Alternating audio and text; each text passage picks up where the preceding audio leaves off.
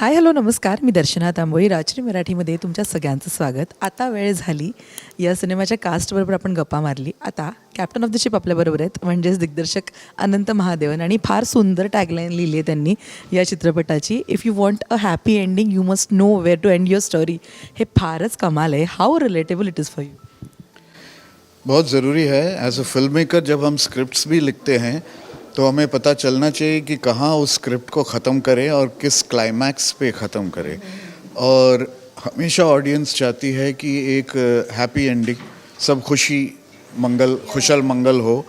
तो सिर्फ स्टोरीज़ में क्यों, असली ज़िंदगी में आप खुशल मंगल क्यों नहीं हो सकते? अपने क्लाइमैक्स क्यों नहीं एक हैप्पी एंडिंग हो सकता है? इस थॉट को लेकर ये कैप्शन लिखा है, क्योंकि ये फिल्म एक बहुत ही पॉजिटिव फिल्म है.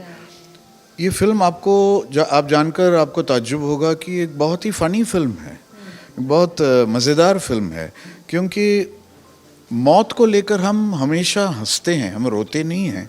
मौत का मजाक उड़ा, हाँ, डर, जहाँ डर लगता है, आप एक हॉरर फिल्म भी देखने जाएं तो जहाँ एक बहुत ही भयानक सीन आके जाता है तो हम हंसते हैं थिएटर में, क्योंकि एक एस्केप जैसा है वो. तो क्यों ना हम ज़िंदगी के दुखों से भी एस्केप करें, क्यों ना हम वो मंजिल पाएं जहाँ हम कभी सफ़र नहीं करेंगे और हम खुशी खुशी चले जाएंगे. ये कहना बहुत आसान है, बहुत ही मुश्किल निर्णय भी है तय करना. लेकिन इस फिल्म में मुझे एक मौका मिला इस चीज़ को डिस्कस करने और इस चीज़ को डिबेट करने में. तो मुझे लगता है कि वो दिलचस्पी जो इस फिल्म में है वो ऑडियंस तक पहुंचेगी.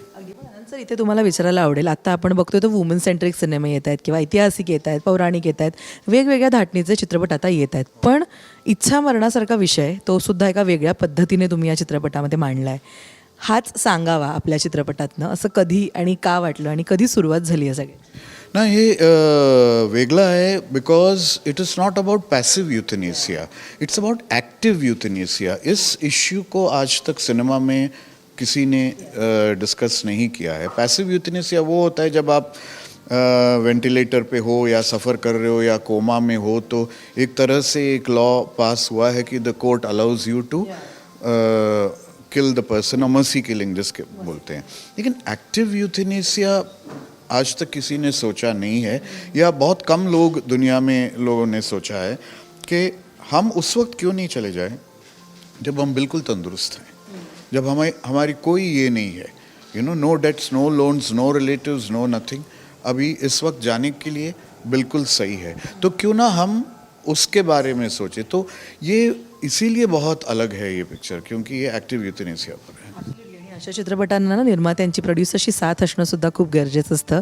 जेव्हा तुम्ही त्यांना हा विषय ऐकवला होतात, साधारणपणे असं असतं ना की कमर्शियल सक्सेस किती असू शकतं ह्याला, हा सुद्धा विचार येतो.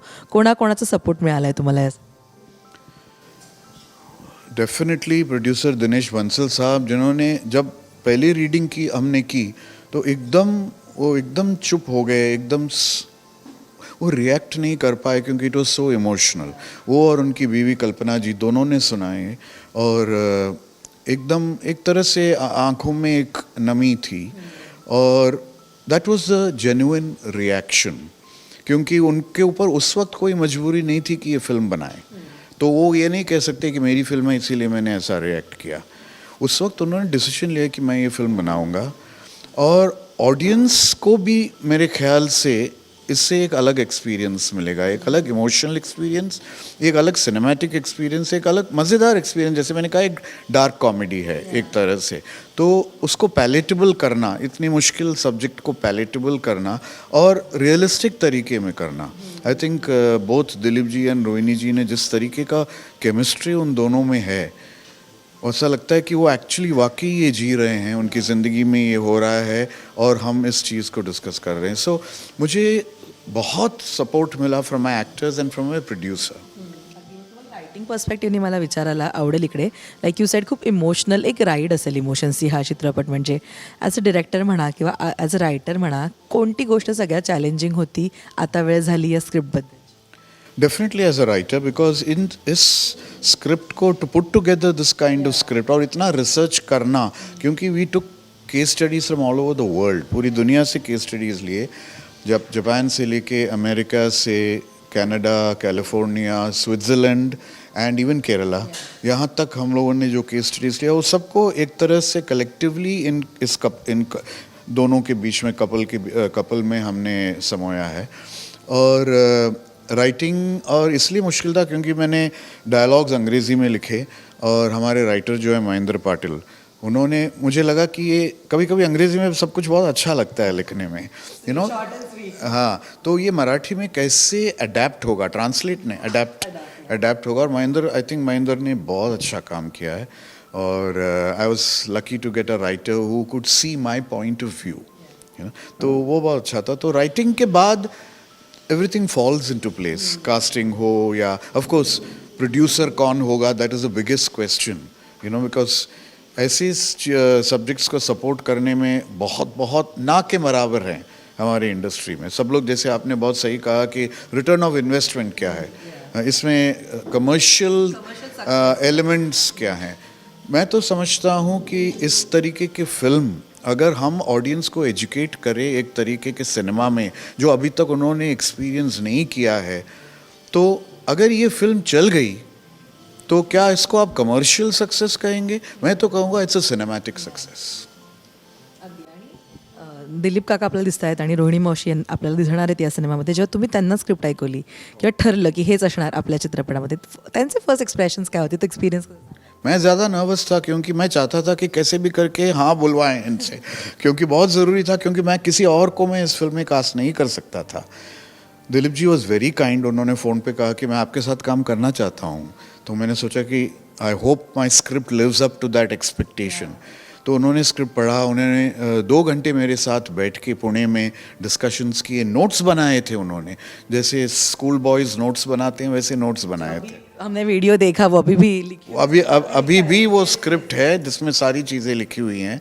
और Rohini ji of course she is a very kind lady, she is a kind hearted lady. मुझे इतना नर्वस नहीं किया उन्होंने पढ़ के उन्होंने हाँ कहा. हाँ, उनका अंदरूनी डिस्कशंस हुआ होगा, लेकिन वो नर्वसनेस मुझ तक पहुंचने नहीं दिया वो, और उन्होंने हाँ कहा. So I said this is the fantabulous cast, और इससे बेटर क्या हो सकता है. सो प्रोड्यूसर भी है, राइटर भी है, प्रोड्यूसर भी है, स्क्रिप्ट भी है. अब जाके इसको ऐसे इस तरीके से शूट करो कि किसी के एक्सपेक्टेशंस को कमी नहीं हो, you know. And we shot on real locations. हमने एक चौल में शूट किया जहाँ मेरे साउंड रिकॉर्डिस्ट ने कहा कि मैं तो यहाँ अपने आत्महत्या खुद ही कर लूँगा, क्योंकि इतनी आवाज़ें हैं यहाँ पे, मैं आपको सिंक साउंड नहीं दे सकता और आपको विश्वास नहीं होगा. हमने एक लाइन भी डब नहीं किया इस पिक्चर में. इतना खूबसूरत sound, crystal clear sound we got. So I think everybody, सब लोगों के अंदर एक तरीके का एक एनर्जी आ गया था, एक इंस्पिरेशन एंड एनकरेजमेंट के they gave everything to the film, और वो रिजल्ट्स दिख रहा है. तयार झाला आहे चित्रपट इतक्या सगळ्या मेहनतीनंतर, आणि 23 फेब्रुवारीला येतोय थिएटर्समध्ये प्रेक्षकांना भेटायला. क्या बताएंगे सबको, क्या अपील करेंगे थिएटर तक? तुम्हाला वेगळं एक्सपिरियन्स पाहिजे तर नक्की या थिएटरमध्ये आणि बघा आता वेळ झाली. आई प्रॉमिस यू ये आप भूल नहीं पाएंगे. और जैसे मैंने हमेशा कहा कि ये फिल्म तब शुरू होती है जब थिएटर में ख़त्म होती है, उसके बाद आप इस फिल्म के बारे में बात करना शुरू करेंगे, क्योंकि ये फिल्म आपको छोड़ेगी नहीं आसानी से. मस्त सर, थँक्यू सो मच, आणि I wish you all the luck and success. All the best. Thank you very much.